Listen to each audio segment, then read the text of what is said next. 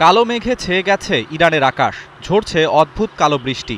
কারণ স্থানীয় সময় শনিবার রাতে তেহরানে জ্বালানি অবকাঠামো লক্ষ্য করে ভয়াবহ হামলা চালায় মার্কিন ইসরায়েল যৌথ বাহিনী। এতে ছিদ্র হওয়া তেলের পাইপলাইন ও ডিপো থেকে জ্বালানি তেল শহরের পয় নিষ্কাশন ব্যবস্থায় মিশে রাস্তা পরিণত হয় অগ্নি নদীতে।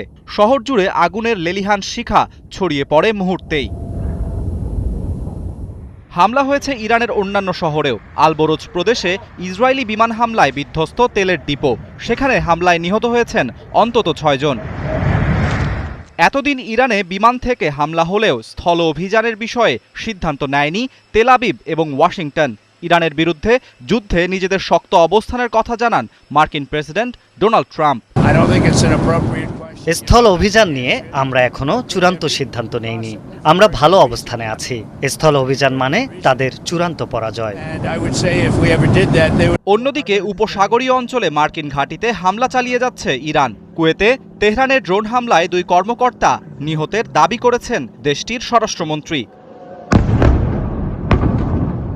হামলা হয়েছে বাহরাইনের গুরুত্বপূর্ণ অবকাঠামো লক্ষ্য করে। এতে আহত হন 3 জন। ইসরায়েলের বিভিন্ন লক্ষ্যবস্তুতেও হামলা চালিয়ে যাচ্ছে ইরান। যুদ্ধ শুরুর পর থেকে প্রায় 2000 ইসরায়েলি আহত হয়ে হাসপাতালে ভর্তি, যার মধ্যে 157 জন গত 24 ঘন্টায় আহত হয়েছেন, এমন তথ্য প্রকাশ করেছে ইসরায়েলের স্বাস্থ্য মন্ত্রণালয়। এদিকে ইহুদি ইসরায়েল ও তাদের মিত্রদের 1 ইঞ্চি জায়গাও দখল করতে না দেওয়ার হুঁশিয়ারি দিয়েছেন ইরানের প্রেসিডেন্ট মাসুদ পেজেশকিয়ান। যারা ইরানকে আক্রমণ করবে তাদের বিরুদ্ধে তেহরান শক্ত অবস্থানে রয়েছে ও অত্যন্ত জোরালোভাবে এর জবাব দেয়া হবে। দেশ রক্ষায় সবার এগিয়ে আসা উচিত। জনগণের স্বতঃস্ফূর্ত অংশগ্রহণের মাধ্যমে ইরান শত্রুকে তার 1 ইঞ্চিও জমি দখল করতে দেবে না। যদিও ইরানে আয়াতুল্লাহ আলী খামেনির উত্তরসূরি যেই হবে তাকে হত্যার হুমকি দিয়েছে ইসরায়েল।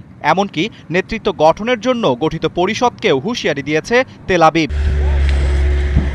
ইসরায়েলি সেনাদের হামলায় বিপর্যস্ত লেবাননও। দেশটির দক্ষিণাঞ্চলে একটি ভবনে হামলা চালিয়ে শিশুসহ 19 জনকে হত্যার খবর দিয়েছে লেবাননের সরকারি সংবাদ মাধ্যম। আরাফাত ইসলাম, 71।